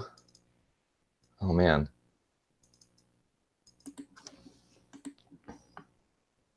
Trying to figure out what makes the most sense here. I mean, I don't know if this fictionally works, but what if lash out verbally, provoke a teammate to foolhardy action. So we are doing a kind of 6 high five, and I'm spinning, and you incite me to spin round, and I take a condition. I'm into it. Yeah. So okay. Yeah. Does that work for you, Leandro? Okay. Okay. I'm down for that. All right. So you're taking a condition then for the okay. Which is angry. Oh my god. Understandably so. Yeah, it's your last session. You have to take angry at some point. All right. Back to Solara. So, you can feel, yeah, Victalia making a move towards Ominus. You can see just in your blurry vision this red bulk still sitting. It's almost like he hasn't moved at all, except for like his head as he's inclining to just like. But you can feel his gaze upon you. That even like breaks through Victalia's like mental hooks. You can feel just like this contempt, this like well, not contempt, but like just indifference. And then he says, "That's a pity. You won't get to watch the death of your planet. You'll have to live with that for the rest of your life. That your planet will burn at my hand, and you will be locked away far from your people as they all die." You're very close now, Solara. What do you do? Yeah, I think as I'm like getting closer and closer, I think I like Solara closes their eyes and they focus on like really forcibly like removing all of the hooks and just like standing there right in front of him. So like close eyes and then like a whoosh of air and then there's like a psychic explosion to just like remove the hooks and spring into action and say some cool one-liner, but that will have to wait. All right, so that sounds like unleashing your fantastical mind powers. Which are horribly bad this episode. Good luck. So I'm going to spend my hold from calling home, which happened a long time ago. Mm-hmm. To have a piece of technology, you have a useful alien technology that will allow you to use ability from another playbook once. So I suppose we see they like reach and like close their hands on like a medallion that has like pictures of her mom, and this like really like empowers her with like a blue energy. And the move I'm taking is from, I think it's from Bull. When you unleash your powers to barrel through insurmountable barrier, I think it fits. Yeah. Roll danger instead of freak. Nice. All right. Yeah, that's really cool. Yeah, roll plus danger. Yeah, it will not help me. It's a 4. It's a bad spot. Oh no. If Paradox was here, all three of y'all could have chipped in. But no. Yeah, so you break out of the hooks. What's the one-liner you do? Yeah, I guess I say no, I don't. I will watch you burn. And yeah, and then something happens, or can I continue? Yeah, I think as soon as you do that, he looks at you, this darkness, and you see a small light glowing from the darkness. It suddenly turns wide as this nuclear blast of a laser shot smashes against you, coming from his face. Take a powerful blow there.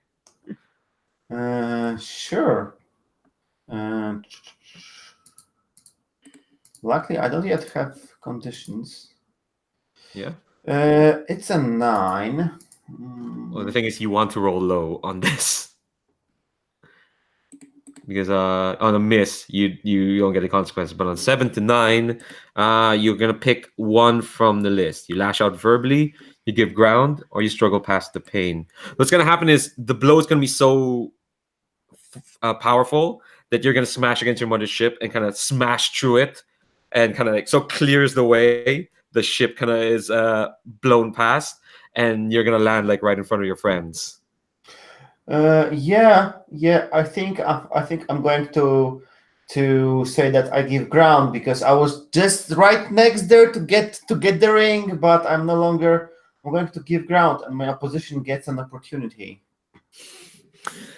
Yeah. Ominus looks at all of y'all, and just says, and I think, yeah, you just hear like foolishness. All this foolishness. I think that as he said this, said that Solara just like focuses, and both of my companions hear in their head, like Solara whisper, "A ring on his on his left hand. That's the last piece. We need to get it." It's like a telepathic communication. Yeah. And the freaky thing is Omnis is just sitting there as if like, try again. Yeah, I imagine him kind of. I can't even bother to do that. Hands just on his throne. Well. Okay, Solara, what's the plan? Yeah, I guess that now is the like I stand up and we like form like a circle, and we just like a team, a team. Okay. So here's the thing, Freak. I don't know, just like be the scary guy. We need him to focus on you. Joseph, you with me? You look really battered, buddy. Are you okay? We need to like, we need to like count on you. You need to be like part of the team. We are like all three of us versus him now. You need to go there with us. Yes. Yeah, you can see like emotions just like roiling under the surface of Joseph. I mean, angry, afraid, guilty, insecure, all that stuff, but just like gritting his teeth and being like, "I'm here, let's do it." Count on you. Really count on you, Joseph. Like this moment. We were training for this, and we really count on you that you will do well. This sounds like a comfort support, isn't it? Yeah, it does. Even yeah, I know none of you are good at it, but we keep messing our mundane because it's that kind of like, yeah, I don't know. yeah, why. it's where you are. It's not Monday, but yeah, give it a roll anyway. Yeah, I will. It's a 5. You have influence over Graviton. I do. 6, and you have a lot of team.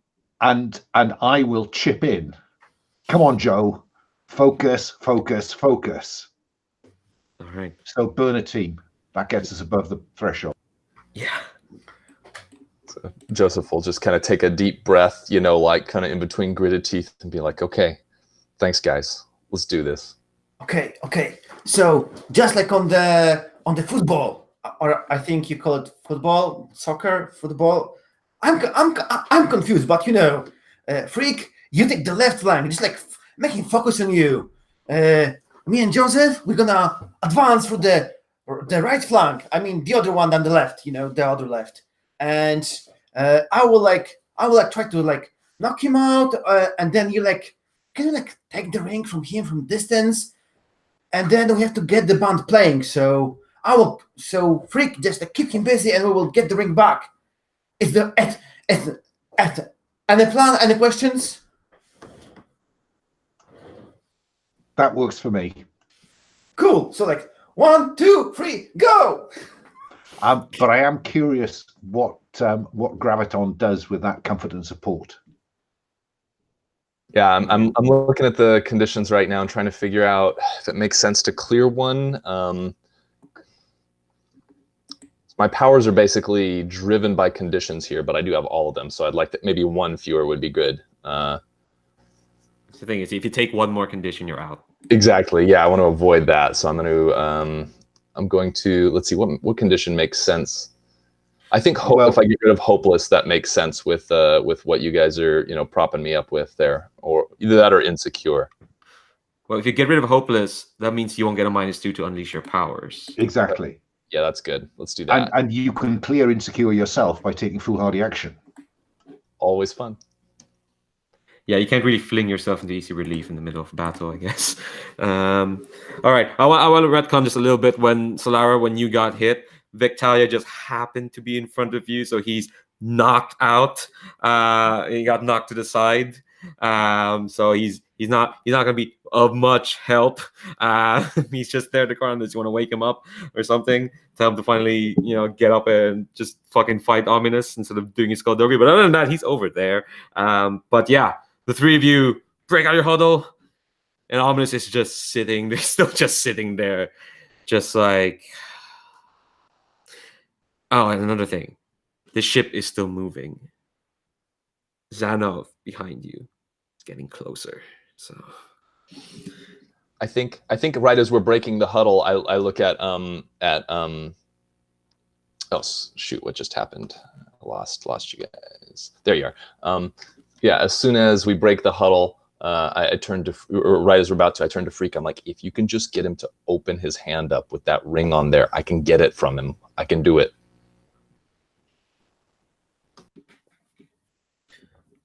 Right, so okay.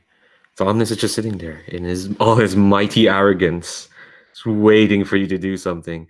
It's almost like he thinks your dice are gonna betray you. No, it's not. Who wants to do the first move? You're Well, I think I'm first up, aren't I? Because I need to get his attention. Yeah. Yeah, and I do that by throwing Victalia at him. I never liked that guy. So you scoop up Victalia, and I think he's feigning like, but as you scoop him up, it's like, what? You're muted. Alan, you're muted. Alan, you're muted. You're. So I'm hoping that seeing his ally spinning towards him will at least just give me a chance to build up some momentum. Okay. Let's see. I think. I'm trying to decide like what move this is. I think it's probably because I'm using, I would suggest, inhuman might. So I think that's unleash my powers. All right. Yeah, no, I was thinking that anyway as well, because you're overcoming an obstacle. It can only go up after the last snake eyes. Think so? 7, 8, 9, 10. All right. Okay, so you just do it. I just do it, and then run to the. Is Solara's mother out of the rocket ship, out of the giant wing? I think when Solara burst through, it was just right next to the rocket ships, to the cockpit. So Solara's mom is kind of like to the side. Okay. He's fine. Fine. Then that's my opening move. I'm running towards. So I just need to know that I'm not going to run into or damage her mother, if I do something to this wing. No, you're grand. You just take the wing that doesn't have her. Fine. The other half. Then what I really want to do is to shape, put my hands out, shape them into a snowplow, and a bulldozer, and I'm looking to just push that wing at him. Yeah, I think he's semi-distracted because Victalia's you true Victalia, and so his attention is quite on you because Victalia is flying at him, and you can hear him screaming, very undignified, and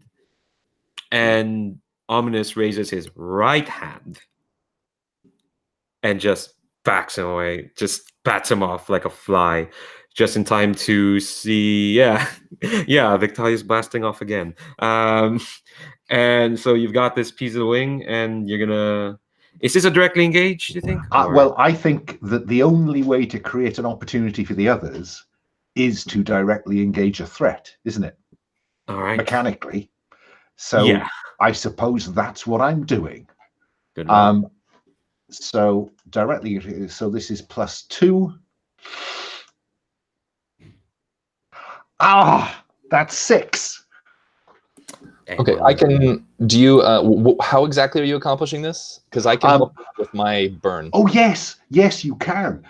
Yes, I'm turning my fists into a bulldozer, and I'm trying to scoop up half of this wing. Okay. So I'm going to hurl it at him, sure. Engage him with it. And that's easy, because that's me like basically like putting a hand out towards it and kind of gravitationally giving it an extra boost as you're going. So I can spend 1 burn in place of spending a team. So I'll do that. And I create an opportunity for my allies, but we will exchange harm. Yeah, so I think what happens is, the ring is on the left hand. That's why I made sure it was the right that he raised. So what's gonna happen is, I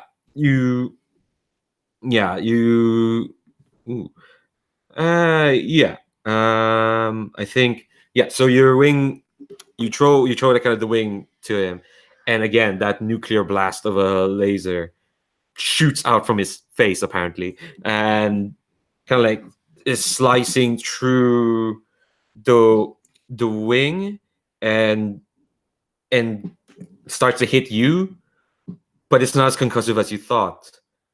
Instead, suddenly the energy wraps around you, and well, first I'll take a powerful blow.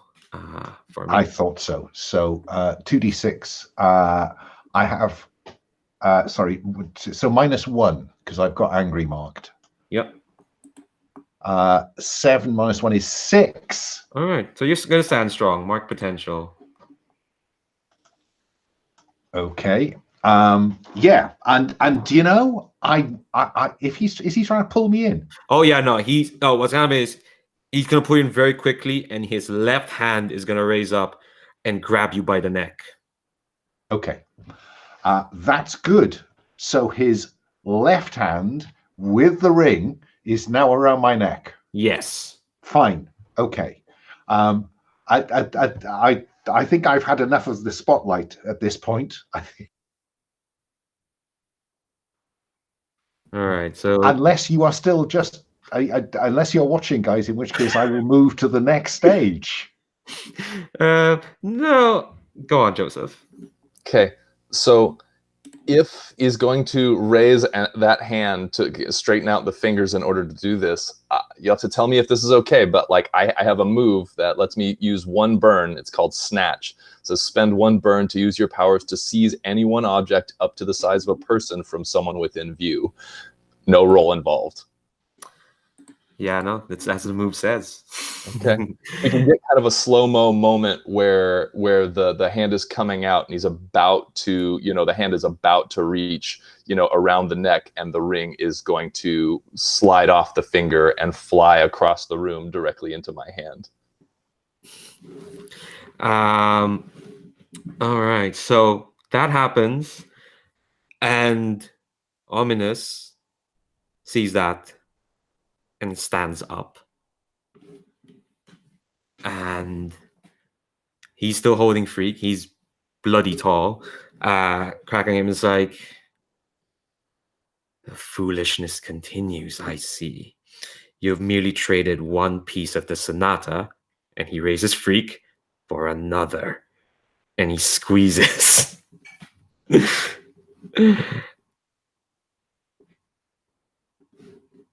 I must say, I don't think we've thought of that, Solara, with this plan. So speaking of Solara.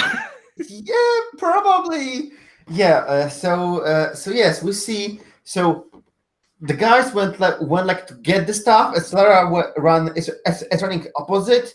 She jumps into the trident, puts the engine, and just like flies just next to Joseph so that he can like throw the ring and the band can somehow start playing. I'm gonna add a little detail. Do you know the Venza that you scrum to a ball? I think when the trident kind of like comes up, you can see that Venza's trying to claw, is clawing back to her normal form, and we've hinted at it, but I think it was very obvious that this Venza is some sort of freak from another timeline or something. Or that was a hint anyway, that they're the same person, and like, so they're crawling out, and Joseph, you have this piece of the sonata in the ring, and you can hear the music, and you can hear kind of like as you get the trident gets closer, you can hear the band practicing, and you can hear like the music playing, and then you hear another note that you can hear like freak, you can hear it as well coming from you, but the exact same note in your head that's kind of coming from you, it's also coming from Venza as well, because if Venza is like freak from from like a point in his timeline, he still has a piece of Sonata in him. So okay, timey-wimey, I know. I'm just saying this is how it works. But like Venza's kind of Venza's crawling. It's kind of like he's kind of crying now, like, "Give me back! I remember. I was Michael. I saw the Tangi. I punched Mr. Wyatt." And he's kind of crawling towards the Star Cruiser Trident to. Yeah, so we probably, I'm getting this right. It's so confusing. Okay, so I fly the ship and park it just next to Joseph, and then we see the ship enlarges in size, and as the ship enlarges in size, we see its outside speakers also grow in size, and maybe like one of the galleries open, and we see the team already playing, and then there's like, oh, we have someone's watching us, and yeah, and we just like, and then Solara just like jumps from the cockpit, grabs Venza, and just like carries him to put him into the drummer chair. Oh no, because Ash need to be playing. But she just like sits him and gives him some like really simple human musical instrument that will not really match the rest of the band. I don't know the name of it. It's like a cowbell. Yeah, a cowbell. Because that's the only thing was there. Like, here, yeah, play on this one. And there's like, Joseph, yeah, get it here. Just a nice bit of fiction we know about Freak is that he can vibrate the nanites at the back of his maw to make any kind of noise you want, really. So the same ought to be true of Venza. I think he's remembering that as well. I say, wait, did I play in a God Davida with y'all? Joseph, what's your instrument? As you can hear you can feel the sonata coursing through you through that ring you're holding. Yeah. Do we want it to be me playing something, or do we want it to be me getting the ring to them somehow, and like the ring incorporating into an instrument or something like that? It's I don't more know fun if you play. Okay, let's do it. So it's then, a funner image. I'm trying to think, what would I do with this ring? Maybe just wear it. I don't know. Yeah. Or beat a rhythm. Yeah. Okay. So yeah, I think it's a percussion, like maybe like part of the percussion. So like I put the ring on and I just start to feel it, and like things in the room, like I'm affecting gravitationally, and they're like banging against walls and stuff, like, in a particular rhythm to kind of go along with it. And I'm just kind of like floating in the middle of this like craziness of things just like banging into the walls for the portion of the sonata. Okay, I think there's just one last thing to do before we move into endgame, so to speak. 'Tis the week. Freak, you're choking. You're this incredible force on your neck. but you can hear the sonata about to be played. But Ominus is about to like, he turns his away from you, and you can see like again nuclear blast laser powering up on his hood. What do you do? Well, I would, if this is the moment, then I would like to activate my moment of truth, please. Would you kindly read out your moment of truth for everyone to hear? It's so easy to forget that you're not your body and you're not the voice in your head. You're both. Be the monster and say them anyway. Smash down walls and speak softly, because when you embrace it, you can do anything. Of course, putting on a display like this is sure to rile up those who see only the monster when they look at you. You have control. So what I imagine is Freak is hearing the music vibrating, and it's doing something to his nanites. His nanites are beginning to actually leach into the palm of Optimus's hand. And I'll reach out my other hand to his chest, and as we saw in the dark vision, begin to infiltrate this super dense material by just shrinking them down.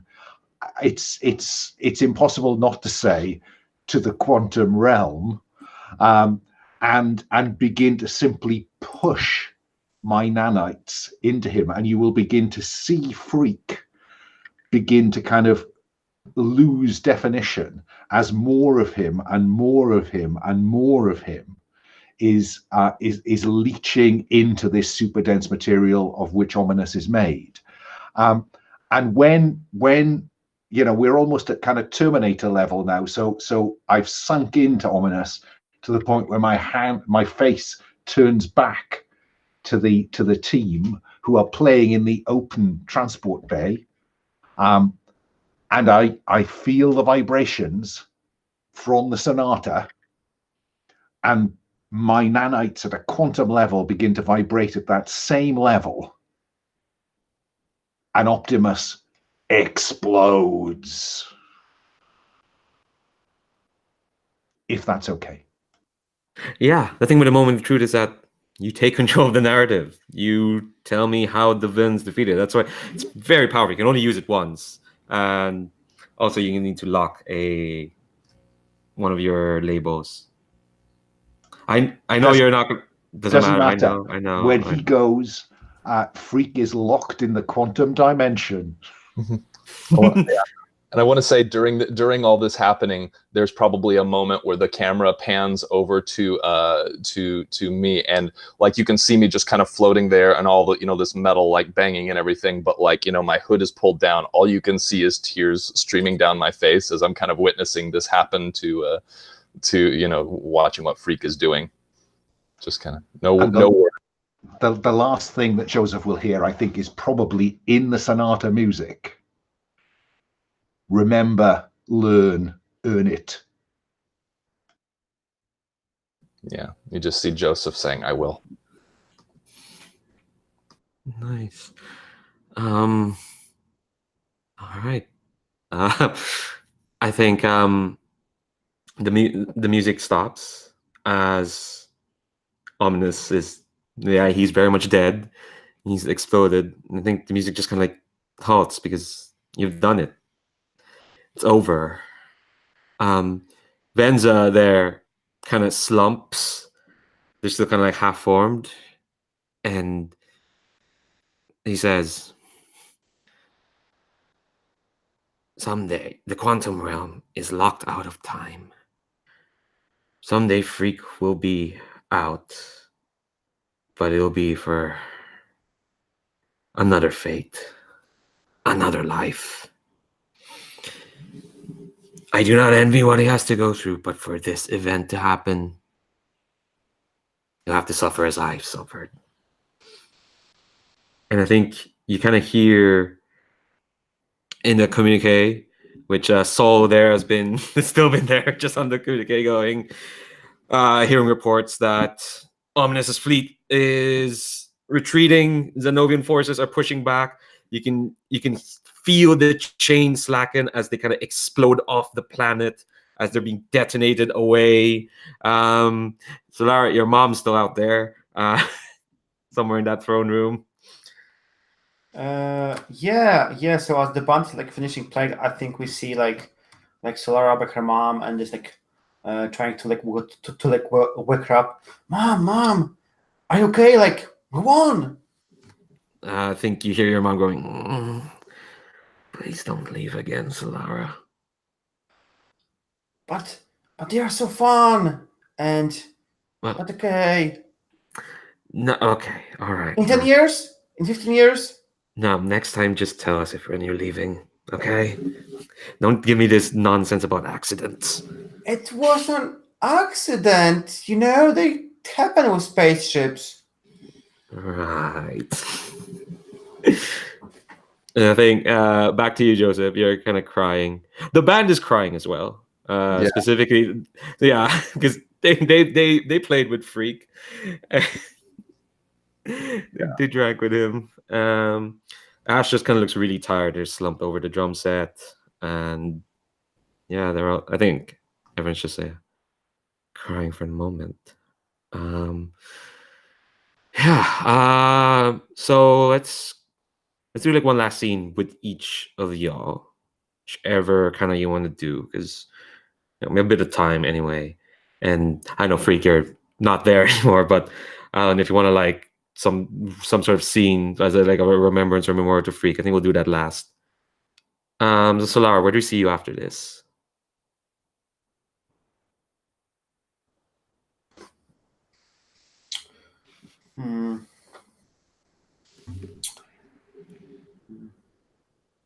I think we kind of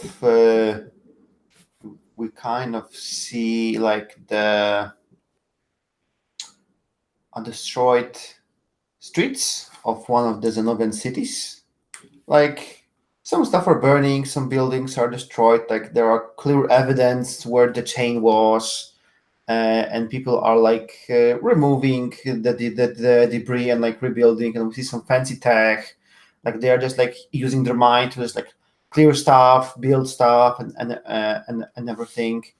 And yeah, and maybe we see like a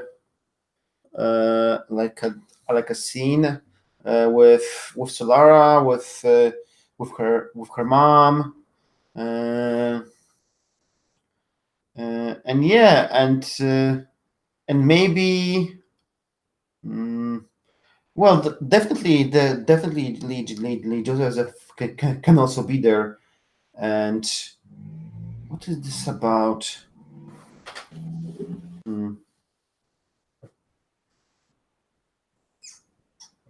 Yeah, it's Joseph like there, like just to did you bring Joseph down there just to see this Xanovian planet what Xanov is like? Yeah. I think I would be like, yeah, you will see my planet. Like I have seen yours. It's only fair that you see mine before you have to go back, because my mom, yeah, you know, that not interfere with primal societies. I kind of did that, and you know, she won't agree for you to stay here. But I promise I will come on a visit in 10, 15, maybe 20 years.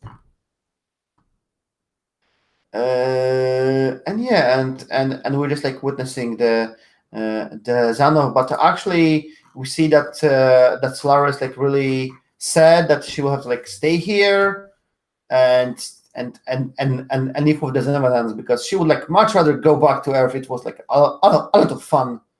Here is not so much fun. So yeah, like she said that she will have to like leave her friends and stay home. So you have like one last goodbye to Joseph before you go? I guess Solara says, you know, Prick was a friend. All those things about the Earthlings he taught me were like really valuable lessons. Please make sure that you people remember about him.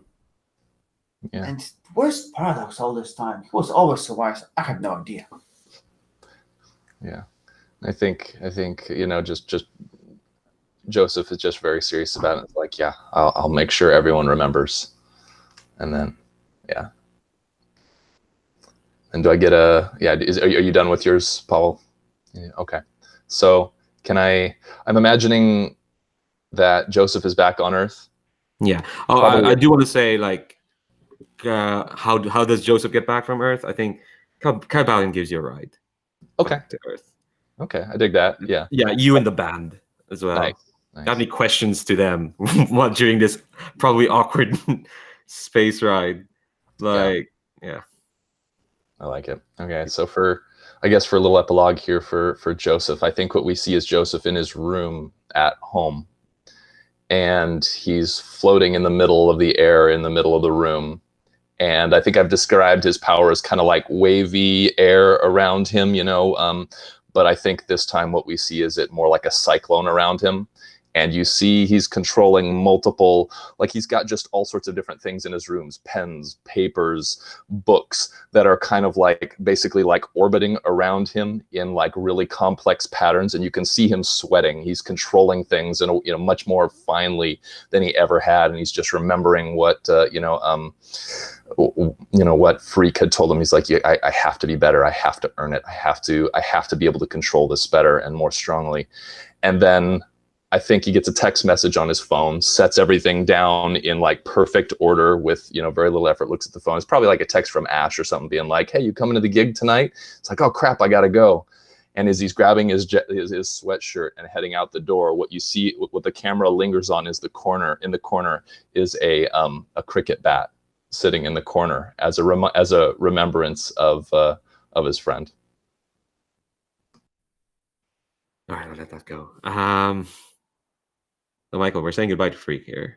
Well, that's brought a tear to my eye. I think that what we see is in the quantum realm, we see not Freak, but Michael just spinning round in a slightly fetal position. And then a voice, and it's his mother's voice, saying, "You did well, Michael. Now you can rest." Job done. All right. I think that's it. Yeah, I think we can end there on that image. I mean, there's probably like 5 billion plot holes I can attempt to fill up, but no, let's not do that on broadcast. But yeah, thanks so much. That was the Apocalypse Sonata. Christ Almighty! Thanks everyone. You have been fantastic this entire month. Everyone, including the folks who aren't here. Special thanks to Kevin and Ludo as well. Special thanks to Magpie Games for this game. The Gauntlet for bringing this all together. To you folks as well. I'm going to stop this broadcast and talk about wishes and whatnot. Have a good night.